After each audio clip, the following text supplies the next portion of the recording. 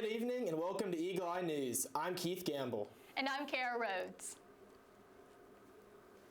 Breaking news, the Senate has voted 53 to 47 to confirm Goldman Sachs executive Steven Mnuchin as the next Secretary of the Treasury.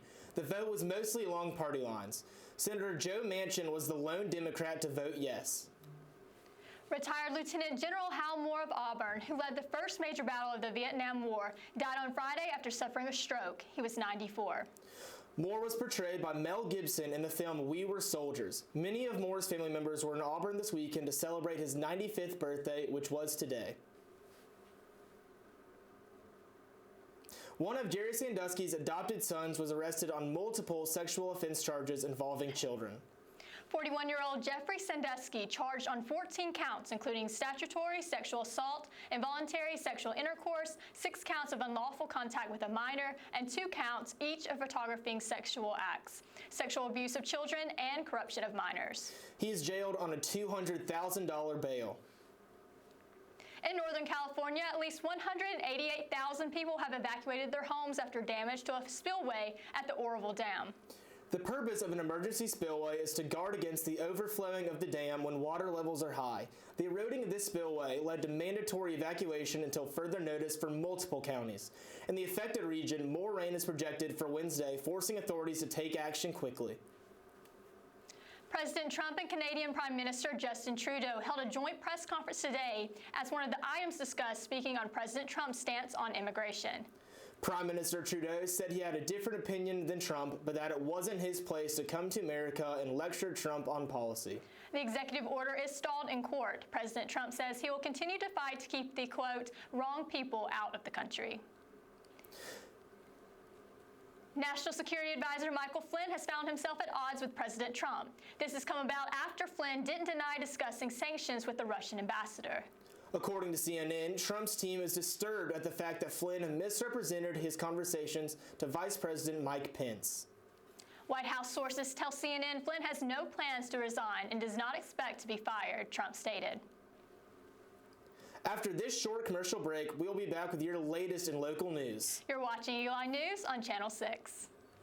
I hope that you've been able to learn a strong work ethic surrounded by character, integrity, perseverance, so that when your 1 second comes, you'll be prepared for it. Chris Davis. 45, there goes Davis! Your 1 second, our 1 second is now. And our lives have been guided by the principles of one of the greatest academic institutions in the country, Auburn University.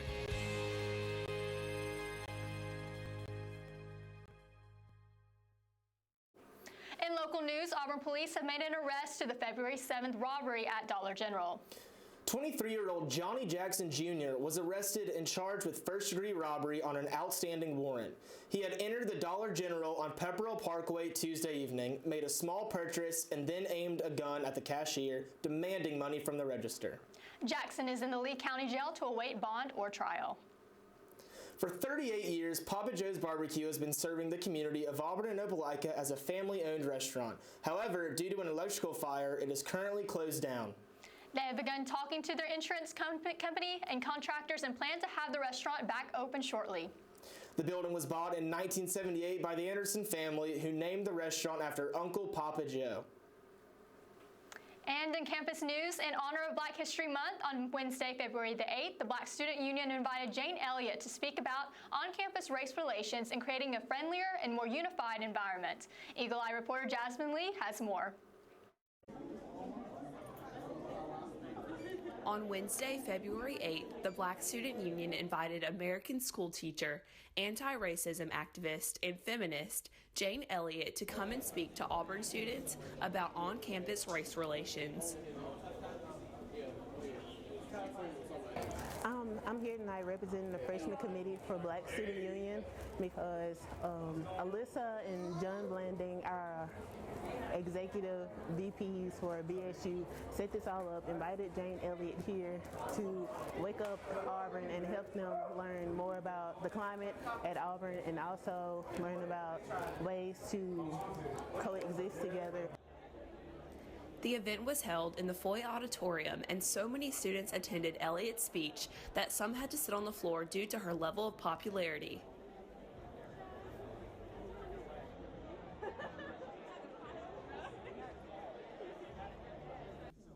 In honor of Black History Month, Elliott's speech challenged and uplifted students to create a more positive campus environment.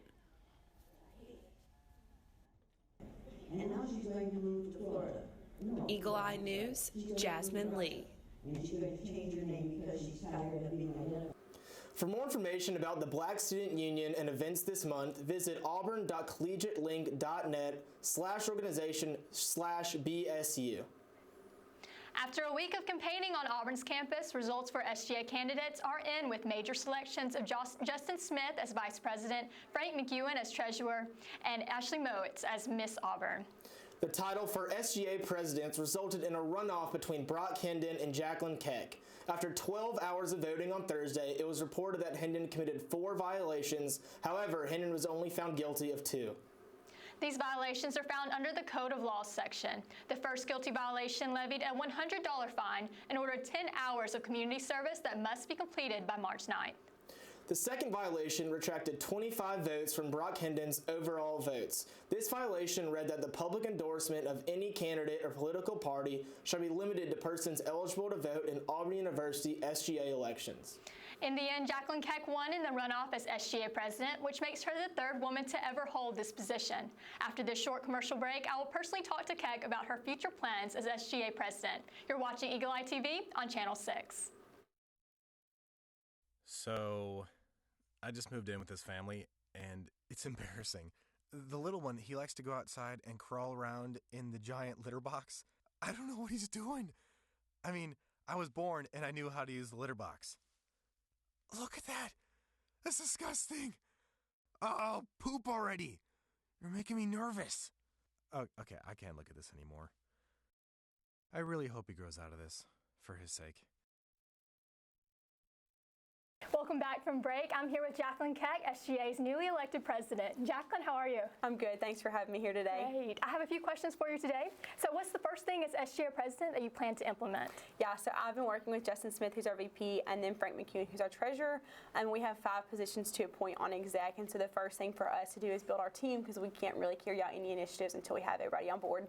Awesome. It's my understanding that you're wanting to implement student housing for sororities on campus. So how is that going to work as it's not part of Auburn right now? Yes, and so what that looks like in that platform point that I had was exploring student housing renovations, the building of new residence halls, but also evaluating sorority housing. And so what that is it's not a promise that something's going to change. It's a promise to explore and make sure that what we're doing now is best for students and most efficient for the university. Okay, and speaking of housing, you've also said that you want interns to work with Auburn alumni in different kinds of internships. So how will housing work in that area? Yeah, so what that looks like is we have partnered with the DC Alumni Club president, Susan D'Antonio, and so we were working on her end to recruit host families, and then on our end here, it looks like a lot of paperwork and recruiting students to go to DC and kind of matching those families and students together to ensure success in their new living situation.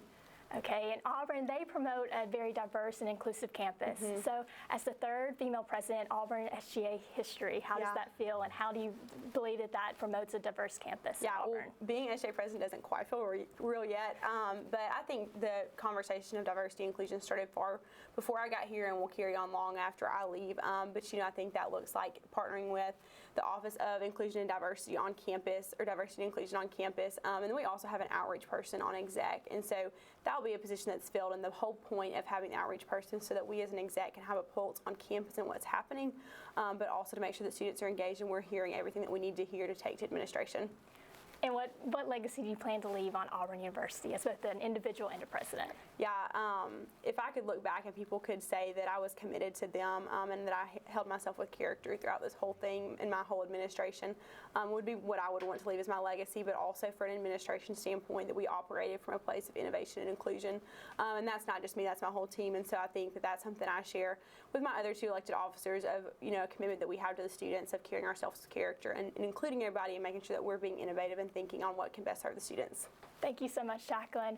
And now we're going to throw it over to entertainment with Armani. Thank you, guys.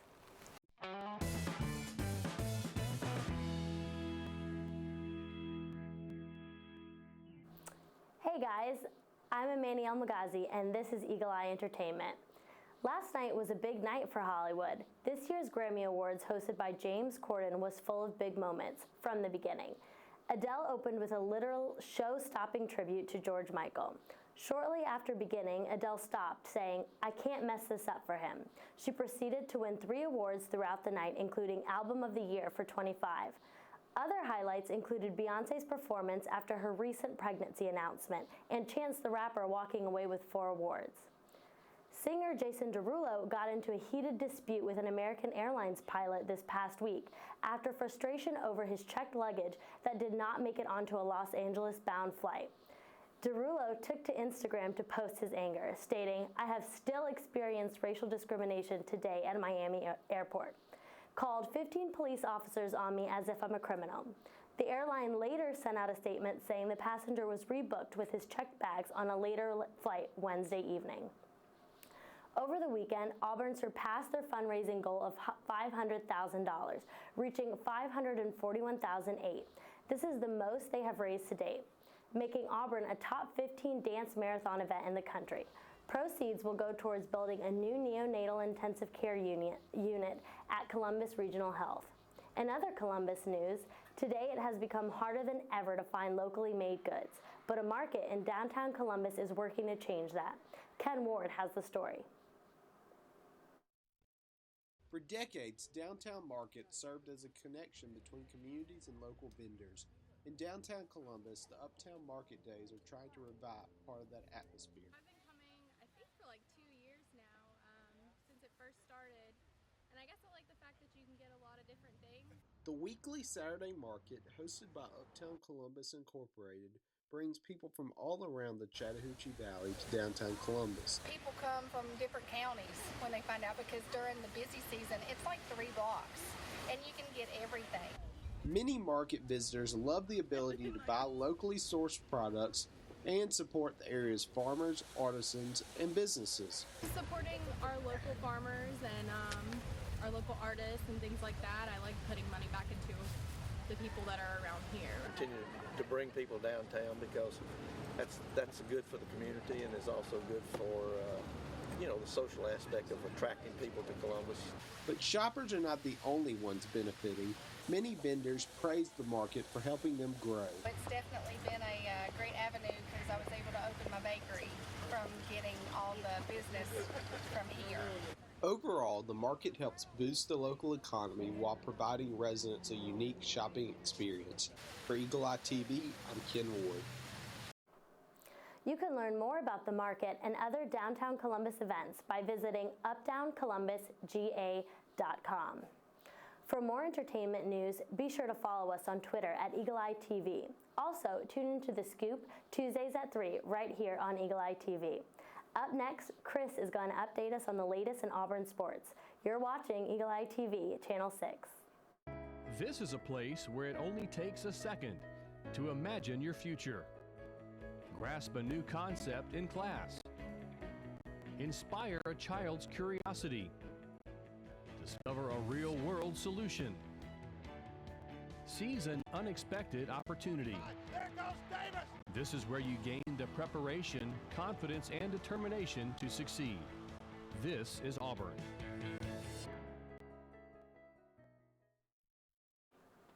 Softball is back in action, women's tennis is cruising through the early part of the season, and Tim Hudson's Foundation continues to give back.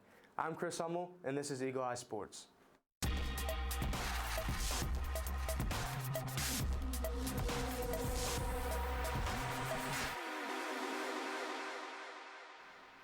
The Auburn softball team is off to a hot start. The team opened up the season in the Triple Crown tournament in Mexico, finishing with 3 victories and 1 loss. The number 2 Tigers defeated number 1 Oklahoma in a close 3-2 match, but then lost 2-1 against number 13 Washington in a 10-inning thriller. Auburn went on to defeat Nebraska and shut out BYU. The team returns home for its next game when they face the SIUE Cougars on Thursday at 6 p.m.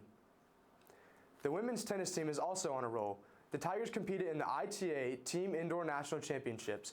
They opened up with a loss to number 7 Ohio State, but would bounce back with a victory over Yale. The 14th ranked Tigers finished out the competition with a 4-2 victory over number 11 Georgia Tech. Auburn basketball had an SEC high in points this past week against the Mississippi State Bulldogs. It was one of the highest scoring games in Auburn program history as the Tigers defeated the Mississippi State Bulldogs in the Auburn Arena by a score of 98-92. The Tigers came out hot, shooting 8 3-pointers in the first half and going into halftime ahead by 20 points. Bryce Brown led the way for the Tigers with 18 points, 5 rebounds, and 2 assists. I felt like they were sagging off, so I felt like that was a little disrespectful. So we took advantage of it. Me, CJ Lane, D'Angelo, we all took advantage of that, and just knocked down the shots. Austin Wiley also scored double-digit points, scoring 14 points on the night. Quindary Weatherspoon led the Bulldogs with 25 points in this game. Then, the Mississippi State Bulldogs fought their way back and were 5 points away from the lead in the final minute. It was a crazy last 2.5 minutes in this game as there were 19 fouls committed. The Bulldogs' next challenge will be this Saturday against the University of South Carolina. The Tigers' next match will be against the Florida Gators this Tuesday at 6 o'clock in the Auburn Arena. In Auburn, Meredith Brito, Eagle Eye TV. After that win, Auburn went on the road for a match with Ole Miss, but lost 90-84. The Tigers will be back in action Tuesday for a game at home with the Florida Gators, who are currently ranked 15th in the nation and are on a 6-game winning streak. And it was just announced that center Horace Spencer will be out for the rest of the season with a shoulder injury. Spencer led the team in block shots this season. Women's basketball had another tough loss over the weekend. The Tigers lost 57-51 to Georgia in Auburn's pink game. With that loss, Auburn is on a 4-game losing streak and fall to 5-7 in SEC play. Up next on the schedule, the Ole Miss Rebels. Auburn will travel to Oxford on Thursday night for that game. Last weekend, millions across the country gathered in celebration for Super Bowl Sunday. But for one foundation, it was a way to say thank you. Former Auburn baseball player and retired MLB star Tim Hudson held his annual Hudson Family Foundation Super Bowl benefit weekend. The foundation was founded in 2009 by Hudson and his wife. My wife and I, we did a lot of work with Children's Healthcare of Atlanta and the Make-A-Wish Foundation.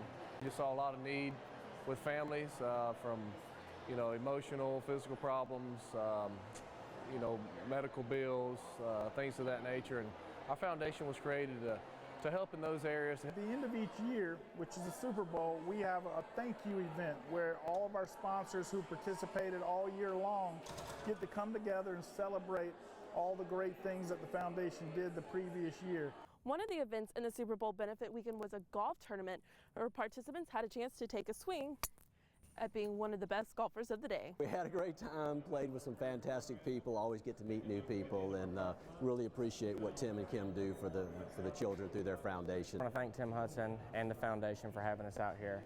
They do a great job. They've got a great cause they're working for, and we're just blessed to be able to play and support their cause. To top off the weekend, the day concluded with the Super Bowl party, where all of the sponsors and guests gathered for food and other activities. This year we're doing a Super Bowl party and live and silent auctions, and we've had some great supporters over the years, and it's just a way for us to get them involved, and it's almost like a thank you for them. In Opelika, Casey Cooper, Eagle Eye TV. If anyone is interested in becoming a sponsor for the foundation, you can visit the Hudson Family Foundation's website at hudsonfamilyfoundation.com. Want more sports updates throughout the week? We've got you covered. Just like us on Facebook at Eagle Eye TV and catch Tiger Tally every Tuesday. Now, let's catch up with Kennedy McKnight, who will give us a look into this week's weather. Hey y'all, I'm Kennedy McKnight, and I'm here with this week's weather. If you take a look at it tomorrow morning, we're going to have low 50s, so it's going to be really cool walking to class. By lunchtime, it's going to get up into the mid-60s area, and at dinner time, it's going to cool off just a little bit. So it'll be a nice day, sunny. But Wednesday, as you can see with this week's report, we're going to have a little bit of rain. But the good news is it clears up and it's sunny for the rest of the week with high 60s. Looking at the national weather scan, you can see up north we're going to have low 40s, and over in Chicago it's going to be a little bit warmer with high 40s. And then looking down into the south in the Houston, Auburn area, you're going to see the high 60s. Going into the Auburn area, you can see also Columbus is going to have low 70s, and maybe they'll cool down for the high 60s like Auburn and Montgomery. That's all for this week's weather report, and we're going to go back to the newsstand with This Week in Auburn History. Thanks.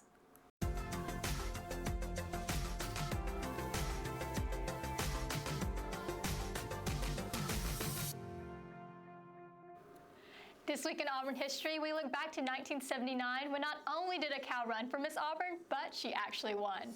Bessie the cow, whom the vet school knew as number 18, ran on a legalizing grass platform. It was clearly a joke, but so many students wrote in Bessie's name for Miss Auburn that she actually won. There were handouts, posters, and t-shirts with slogans like, "Not just another drop in the bucket," and "Bessie, she won't steer you wrong." After Bessie won, you could find her in the 1980 Glomerata stating that she liked Auburn because the people were so friendly and had warm hands. It was also stated that she was a member of SGA, she was a Barnhouse sweetheart, and a member of the Mu Omega Omega sorority, or Mu. However, after Bessie won, a runoff was decided and Cindy Murphy ended up taking the title. Murphy stated that she hoped she could do her job as well as Bessie would since Bessie had really won. Have you looked at these tweets? Yes, there's actually an AL.com article that came out and said that Auburn students have called this university Cow College for this years now, and I bet most of them will be surprised to find out that this came from former Alabama football coach Bear Bryant in 1979. That's not Auburn history. I don't know what it is. Okay, and we also have another tweet by Auburn Agriculture. In honor of the upcoming Miss Auburn elections, we go to 1979 when Bessie the cow won with 2,385 votes. Oh yeah, it makes you wonder how many votes Bessie would get today. You know, makes you think about it. If you would like to join the conversation, please use the hashtag EagleEyeTV on Instagram and Twitter. That's all that we have for you tonight. Tune in after the show for a live look in to the SGA Senate meeting and keep up with all the latest Auburn news throughout the week by following us on Facebook, Twitter, and Instagram at EagleEyeTV. I'm Kara Rhodes. And I'm Keith Campbell. Thanks for joining us, and War Eagle. War Eagle.